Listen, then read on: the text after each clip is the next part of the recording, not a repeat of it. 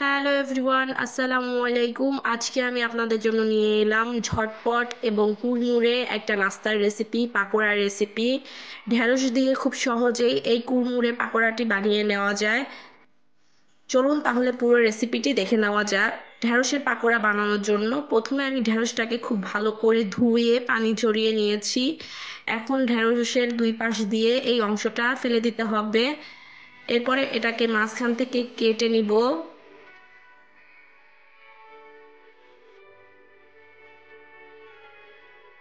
এটা যেহেতু অনেক বড়, এর জন্য মাঝখান থেকে আমি অর্ধেক করে নিব।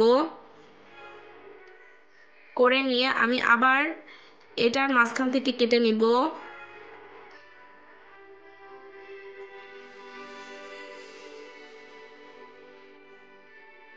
একইভাবে আমি এটাও কেটে নিচ্ছি। মাঝখান থেকে কেটে অর্ধেকটাকে আমি আবার দুই টুকরো করে নিব।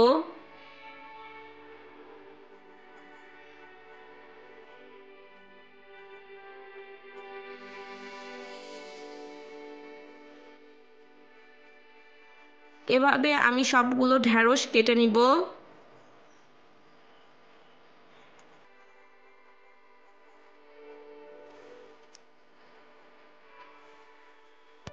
একটা বড় ঢেঁড়স আমি দুই ভাগ করে এটাকে আবার সমান 4 ভাগে ভাগ করে নিচ্ছি। সবগুলো ঢেঁড়স কেটে নিয়ে এখন ঢেঁড়সের ভিতরে বিচিগুলো এবং যে শাঁসটা আছে এটা ফেলে দিব। অবশ্যই ঢেঁড়সের ভিতরের বিচি এবং শাঁসটা ফেলে দিতে হবে, না হলে ভাজার সময় এটা খুলে আসতে পারে।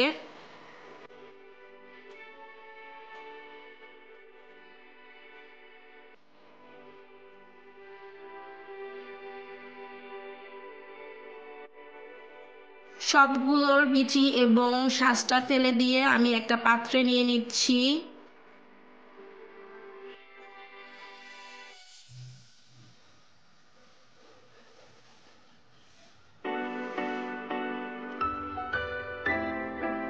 এর মধ্যে দিয়ে দিব আমি চালের গুঁড়া। এখানে আমি 1/4 কাপ চালের গুঁড়া দিয়েছি। দিয়ে দিব বেসন। এখানে আমি 1/2 কাপ বেসন নিয়েছি। দিয়ে দিব পরিমাণ মতন লবণ। হলুদের গুঁড়া দিয়ে দিচ্ছি 1/2 চা চামচ। মরিচের গুঁড়া দিয়ে দিচ্ছি 1/2 চা চামচ। ধনিয়া গুঁড়া দিয়ে দিচ্ছি 1/2 চা চামচ। জিরার গুঁড়া দিয়ে দিচ্ছি 1/2 চা চামচ। রসুন বাটা দিয়ে দিচ্ছি সামান্য পরিমাণের। এখন সবগুলো উপকরণ হাত দিয়ে মেখে নিচ্ছি।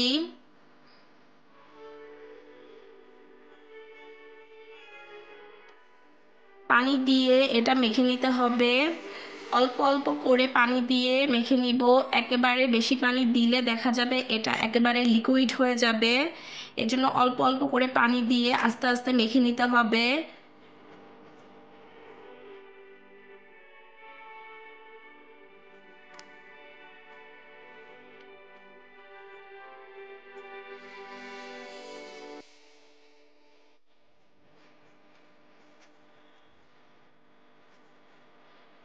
এমনভাবে মেখে নিতে হবে যাতে একেবারে পাতলা না হয়ে যায়।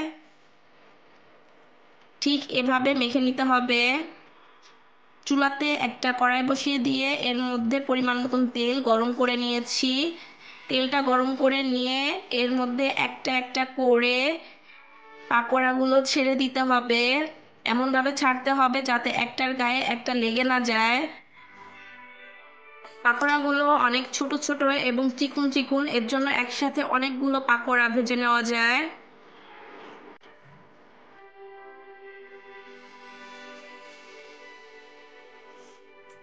কিছুক্ষণ পরে একটু নেড়ে চেড়ে দিব। দুনো পাশ একটু উল্টে পাল্টে ভালো করে ভেজে নিতে হবে। আর এই পাকোড়াটা ভাজার সময় চুলার আঁচ মিডিয়াম লোতে রেখে ভেজে নিতে হবে।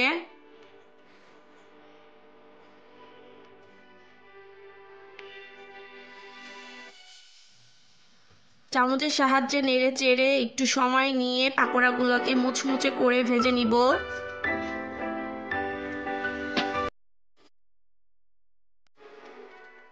পছন্দ মতন কালার চলে আসলে এটাকে একটা ছাঁকনির সাহায্যে তেল থেকে তুলে নিব।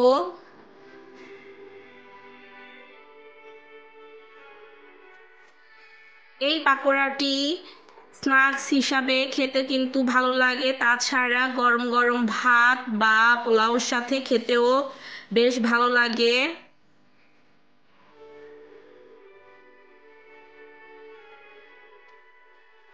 পাকোড়াটা অবশ্যই একটু সময় নিয়ে আস্তে ধীরে ভেজে নিতে হবে। আমি 2 ব্যাচে সবগুলো পাকোড়া ভেজে নিয়েছি।